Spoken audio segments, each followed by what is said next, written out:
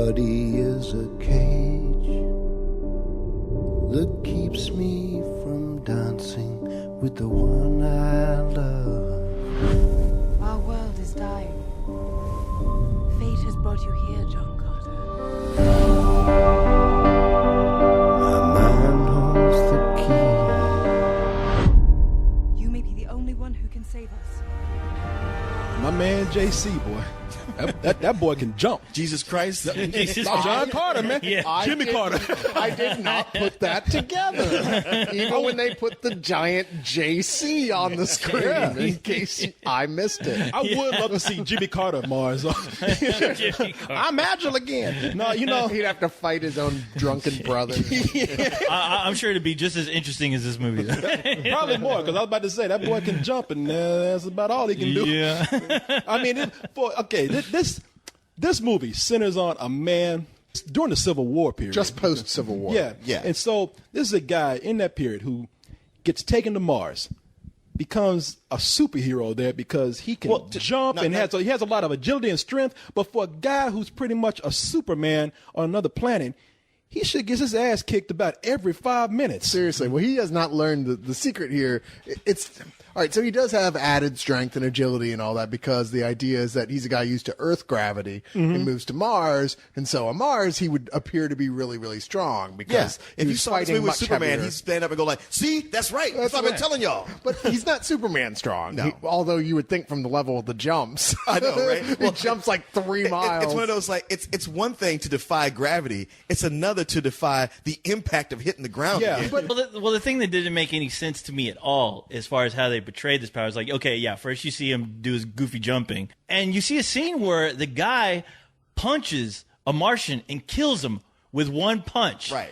Then they just throw that away, and it's like after that, everyone's beating on his ass. You know, it's like, I'm sorry, but you just saw what you just did. You knocked the It is fuck like that. out. It's like- Because one guy should even you guys says, like he be worshiping look- me as a god right now. Well, the one guy even looks at him and says, "Damn, yeah, you killed him in one blow." Yeah. And you think everybody's gonna be like, bow to this guy. No, the guy's like, dog pile him. Yeah, I know.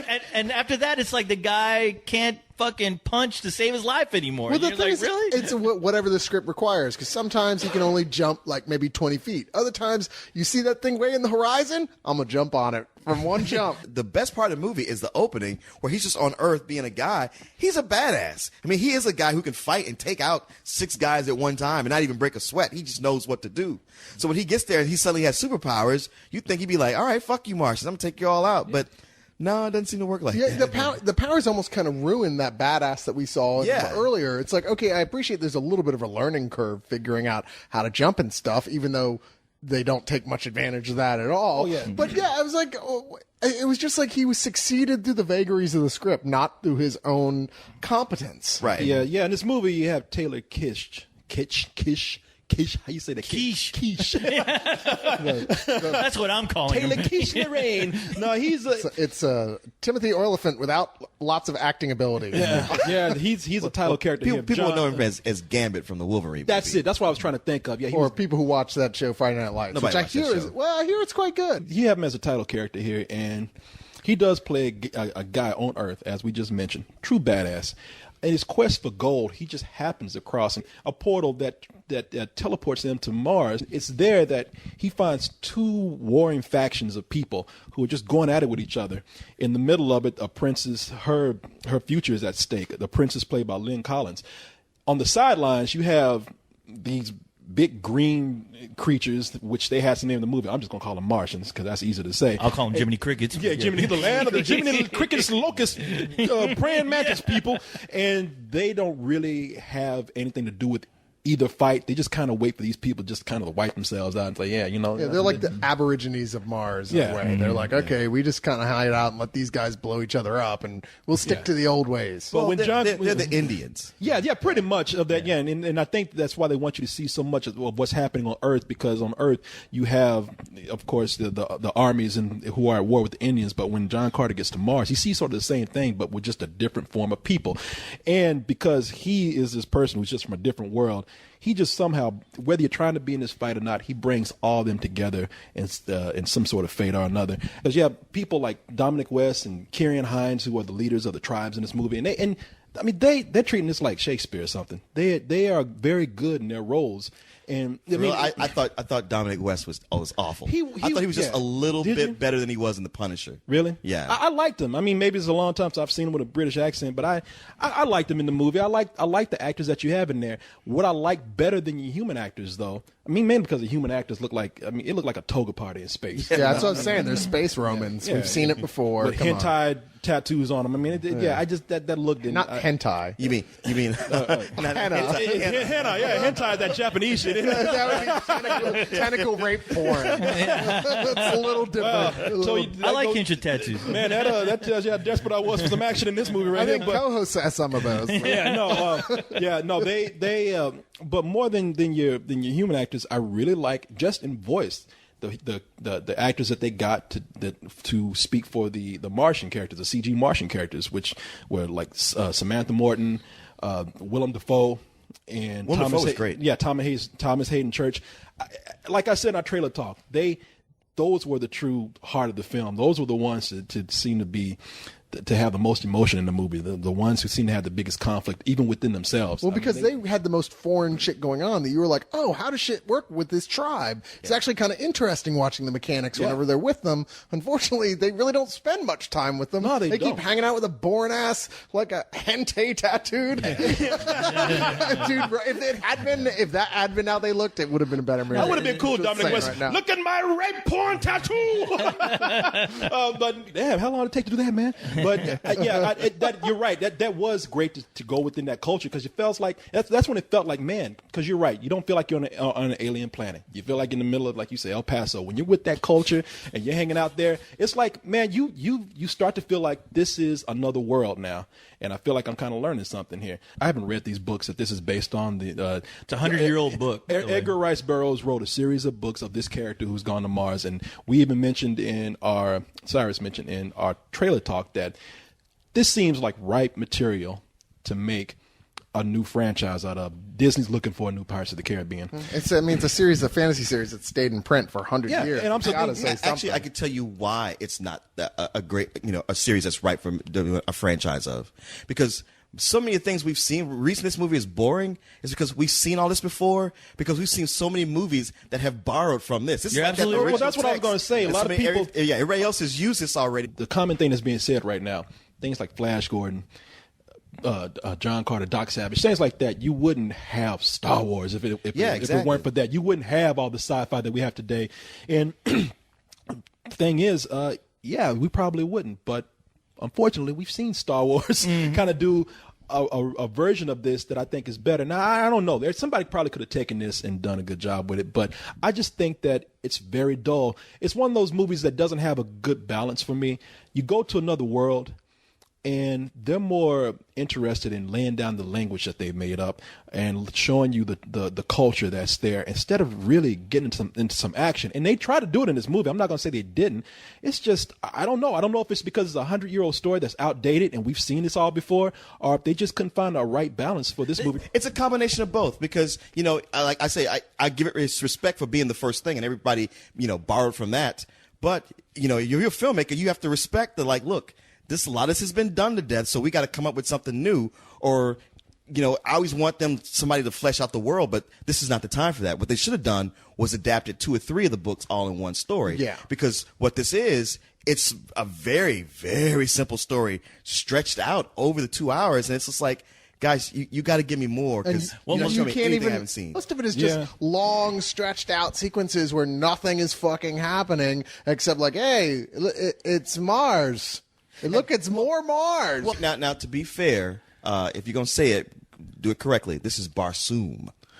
Only a ruffian would call it Mars. Yeah, it's Barsoom. Yeah. That's the name of the Some you don't remember? bullshit they throw at you. you I'm like, remember that whatever, you dude. reveal yourself as a tourist when you say Mars. At that moment in the movie, I'm like, all right, you know what? You just lost about 90% of this audience right now. See, by calling actually, that I shit. like the idea to do that. I mean, it's very like epic fantasy. I mean, that's what you do if you want to create a whole new world. Sun, then Rasu, Mercury, then Kosu, Venus. Then Earth. Us. That is Jasum. You are on Barsum, John Carter. Mars. I'm on Mars.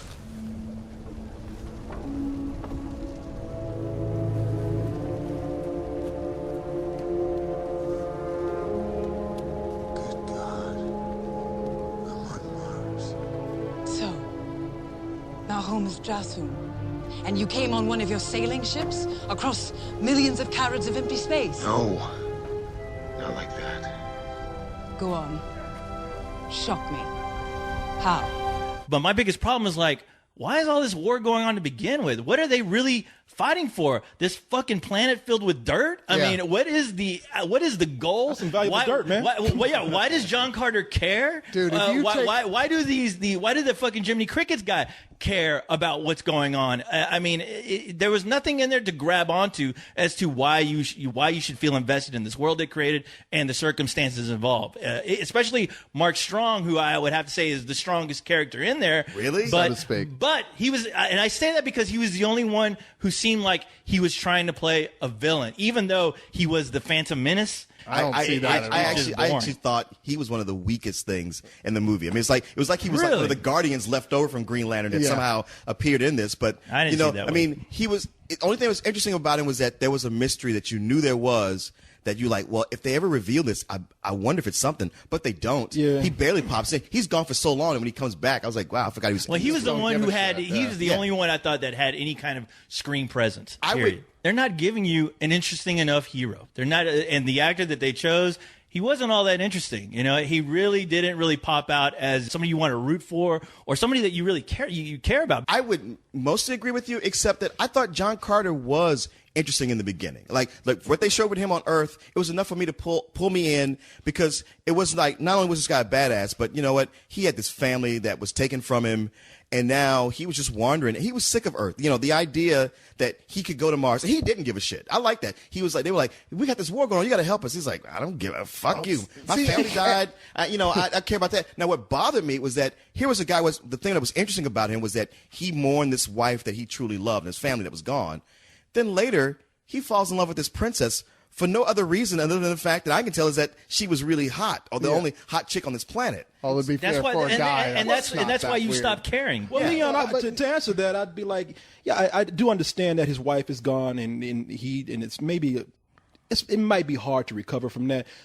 You gotta fuck something, no? I mean, you on Mars, you know what I mean? I'm on Mars. And on Mars, that was the only fine chick on there. I'm like, hey, and man. Lynn Collins is ridiculously hot. If somebody was going to help me get over my dead wife, she would be the one. All I thought was, you know, Mars does need fucking women because I was just trying to think, were there any other chicks on this planet? Because the only female characters that you get are the Jiminy Crickets, where Right. I couldn't tell those Yeah, motherfuckers on apart. I was Mars, like, where are the tits on these aliens? Yeah, you They're not there. look like, hey, man, I got a choice between these grasshopper people or this one hot human chick. I gotta nail this shit down. When I get Really? the chance, You don't want to try something different? Come on, guys. But like Mars. fucking Somebody that, will like go. fucking that You're not crazy looking dog. open-minded at all. Yeah, Come on. you would if there was not a choice, but he had a choice, true. and he had to act on that quick. Now, I do want to say about Four hands. addressing what you're saying about all that, about those qualities of his character. Well, I thought that actually, overall, Taylor Kitsch did not do a bad job with the limited amount of stuff they handled him.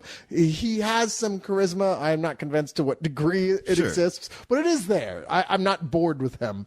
But I thought all those things you're talking about that made him interesting were just so cliched. I've seen this a billion times before. Crowbarred in here like crazy to try and give his character something interesting about it to keep it going throughout. I wonder if some of this stuff was even really a big part of the books. It felt so crowbarred into the movie. Yeah. When the movie opens up and we have that first 10 minutes on Earth, there's some good parts and there's some bad parts. Bryan Cranston plays the leader of the Union. The Union Army. Yeah. Yeah, Civil War colonel. Yeah, and he's great when he comes to recruit.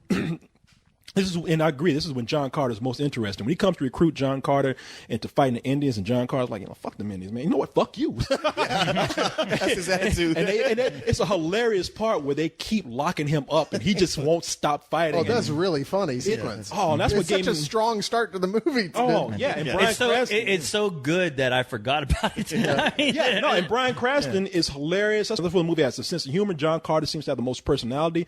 That part on Earth is probably a lot more interested in stuff I saw on Mars. But the thing that I thought was terrible was Daryl Sabara, man. I thought he was awful. That kid can't act. That kid's never. Yeah. I mean, except for in World's Greatest Dad, he's never been a good actor. No, in World's Greatest Dad, he was awesome. But he plays a young Edgar Rice Burroughs, and he just has one look on his face when he comes in, and that's this look of confusion. Yeah. Hey, Edgar. I wasn't jacking off. I mean, it's like, wow, this kid is. But he was jacking off. Because that was pretty masturbatory. Yeah. No, to me, he was awful. I'm not going to even blame him, but I thought he was awful. But see, and I can totally figure out what was bothering me with this movie.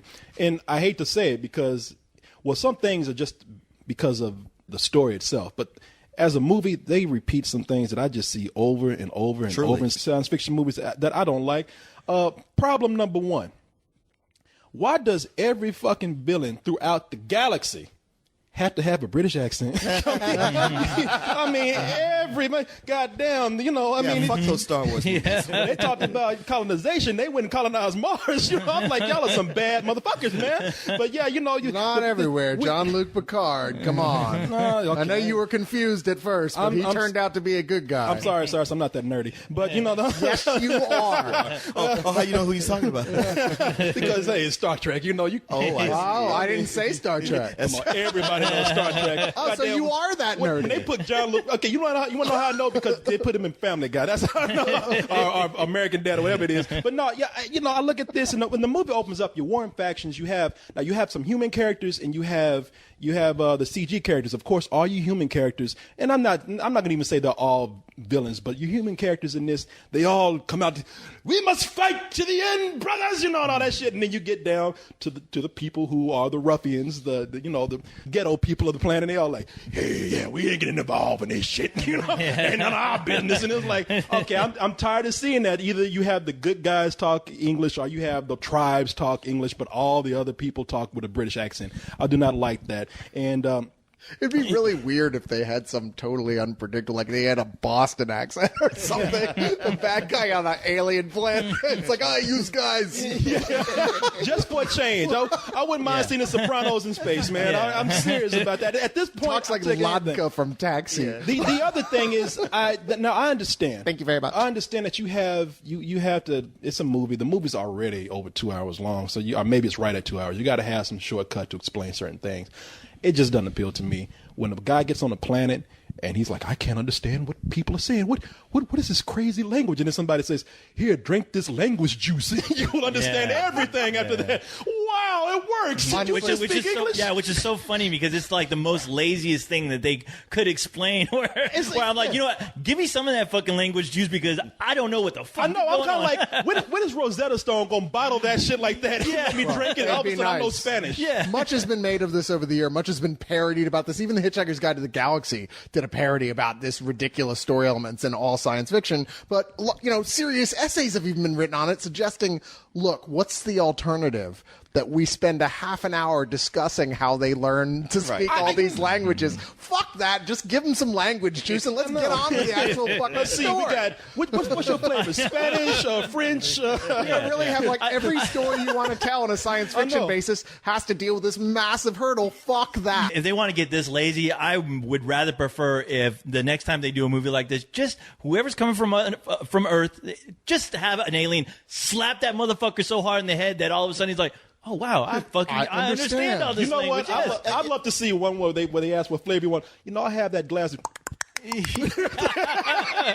or better yet, somebody told me the other day, just do sign language. If you do sign language, if everybody learns sign language, you can go anywhere in the world. Huh? In what language? Martian. And I'm sure that will be fascinating to watch. I'll tell you how.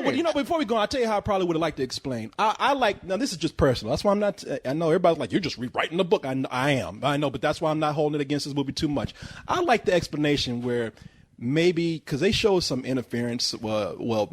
People who were mingling with the Earth people coming back to Mars. I would have liked it had somebody had been observing Earth and brought some of that culture back, and maybe that's why they were speaking English. I know I'm rewriting the book. Fuck it. So the Martians walk around with dreadlocks and boom boxes. That would have made more sense. I just think a couple of the things that I mentioned about some of the cliches that we see in this movie is what we've seen played to death in a lot of other science fiction films. And for it to be in a movie that is derivative of everything we've seen before, where we really need to see something more original or something that's just a little more faster paced, it shows right here. And I know, again, that this is one of the forefathers of science fiction right here, of modern science fiction as we see it. Well, this is the movie that needed some goddamn lightsabers. It needed something because I mean, even watching it in 3D. If you really need to see this movie this weekend, don't go see it in 3D because it's kind of pointless. It was pointless because you see so much dirt and shit get kicked up the first hour. It makes the experience of watching it through 3D even that much more worse. It's bland to look at, and it doesn't feel like sci-fi at all. I don't know if I can absolutely go with you on that. I mean, I know what you mean, and yeah, sure, you're dealing with a big dirt planet. Most of the time, that's not real exciting to look at. But there were a lot of the design elements I really liked.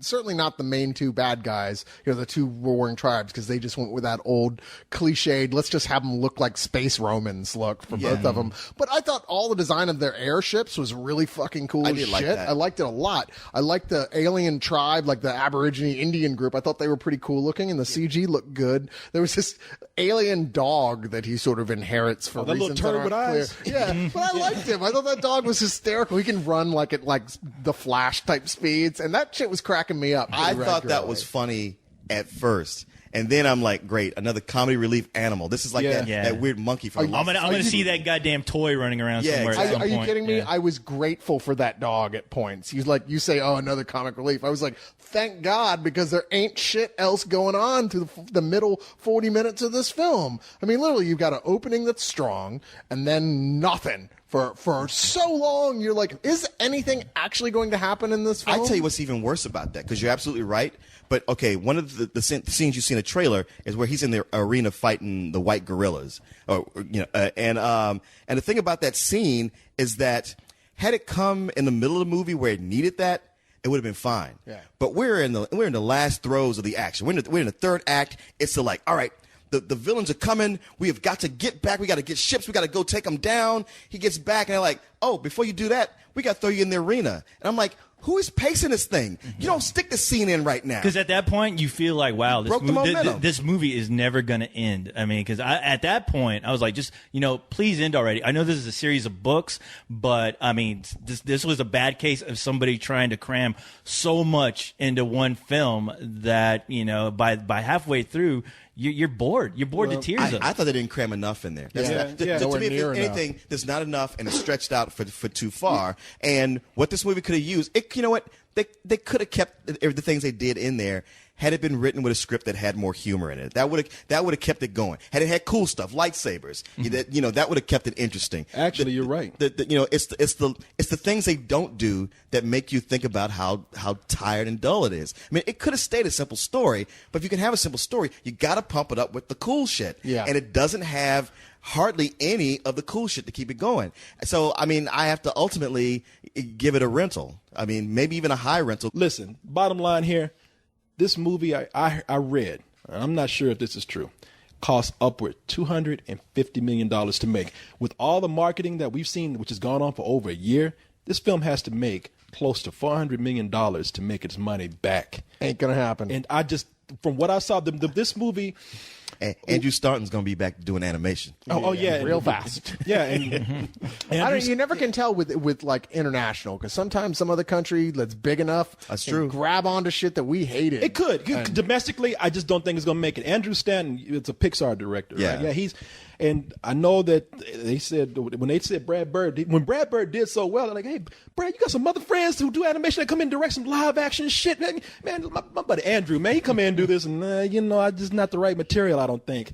Maybe he just didn't have strong enough hand. Like with Pixar, it's always been very like, look, this is that director's project. So ultimately, I mean, they've always been pretty good about that, Yeah. of letting the director really be in charge. But this is the attempt to make a new Disney tentpole. Yeah, and they were I like, guess look, that's true. dude, just do what you're told. Well, if you look at that, I agree. If you really look at that script and you watch what they got on film, it's like, how can anyone else really save that what I just saw? I mean, you'd have to cut a shitload out of that script and get somebody in there that knows how to make that shit look amazing on screen. No, you're right. With that script, and who knows what the budget constraints were, the reason it was shot in a desert and in such a small space, maybe that's just the best that could be done. Listen, I'll wrap my rating up real quick right here. This took me back to what I did not like about episode 1, where you had all these wars, this political intrigue going on, and I didn't know what was going on because really I didn't care. I mean, it was that simple. And because of that, I thought the movie was a little bit boring. Could have used a little more momentum. I give it a rental. Then that's only because I really do like the visuals, but only when it came to certain parts of Mars, and that was mostly with the alien culture there. I will admit that, like, if this had been a Star Wars film, I would give it an even lower rating because we do expect more from that. We should expect more from that, God damn it. But I'm sorry, but it's not. It's something that I hadn't read these books, and for me, it was a new thing going into it. And yeah, everybody else has stolen so much from it over the years, presumably, like I said, not having read the books to say from. But I mean, it is a movie, and you do have to change some things around, and you do have to balance things out, and you have to have things like pacing and believable character motivations. I mean, I had no problem with suspending my disbelief because right from the beginning, they're breathing air on Mars, so the movie's like, please, you're either along for this or you're not. Okay, we all know there's no air on Mars, so look, just go with it. Just go with it. Just shut up. If you can't get past that, you might as well just leave at that point. But there were points here and there that I thought were cool. Like I said, there was a great first 10 minutes or so, and there was a couple good action scenes, and towards the end I thought it was pretty good. I mean, there's some badass action sequences at the end, but it doesn't make up for the fact that I was almost asleep by the point it finally got around to doing something. That scene in the Coliseum that you see, that's a big centerpiece of the film. Yeah, that happens at the end of the movie practically. Yeah, well, there's a sequence after come that. In the middle or there's earlier. A sequence after that even I liked, but I don't know. It is a rental. But there's going to be people who will be mad at me for even giving it that. And I know that. Hey, I don't know what to tell you. If I'd rented it and watched it at home with no expectations, I would have gone, it was all right. Right. Yeah. I will say fuck this movie. I mean, this is this is something that with the subject matter, it should wow you. When you go into the theater, you want to be transported onto another world. And I mean, the thing is that with these kids, I'm sure they're going to expect it, but knowing that they've already been, they get Star Wars on TV now. They see those fantastic worlds. They see all the crazy battles. And with this, you don't get anything remotely resembling that. The battles that they did do here, I thought they were just a chaotic mess. And I'm like, well, if the Martian race does die out, it's because they can't fly those fucking ships to save their lives because those motherfuckers are crashing into each other. I don't know how many times throughout the movie. But I mean, the thing is that it didn't have a hero that I liked. And that is the biggest problem. Sure, he can jump and he can kill somebody with one punch, but beyond that, it seemed like the movie really didn't know what to do. He looked confused throughout the entire movie, trying to figure out, okay, he's like, what do the I have fuck? These powers or don't I have these powers? Yeah, it's like, well, and what is my purpose here? What is the goal? And as soon as the movie starts to spell it out, you're just like, okay, you guys just don't know. You don't know how to make this interesting anymore. So for me, I'm giving it some bullshit. Because I expect a lot more from a movie like this. Disney, you done fucked up again. Good luck with your next franchise. What did Disney fuck up before? Well, Tron? That Jake Gyllenhaal thing. What was it? Prince of Persia. That's funny because Persia, watching this, that's what it kept reminding me of, Prince of Persia. And I was like, you know what? The only thing is, I never thought I would look at Prince of Persia in a positive light, but at least the dynamic between him and that princess being such a bitch was interesting. Yeah, well, where here they don't have that. Yeah, and I think about that. I think about Tron. Like I'm still hoping that somebody's going to try to do something. That's kind of another ball that they dropped. And well, that made money, and they're still making more. So. But you know what? That's not the. I mean, I don't like on that level. I'm like, I don't care. Yeah, like, none I don't give a going shit in my pocket because 50 years from now, when they're re-releasing films on the Superman crystals, ain't nobody gonna buy it. Well, you know what? Let's just say that this don't do too well. George Lucas talking about, hey, give it to me, I'll fix it. I'll make 20 more of them. What you need is more CG monkeys. Yeah.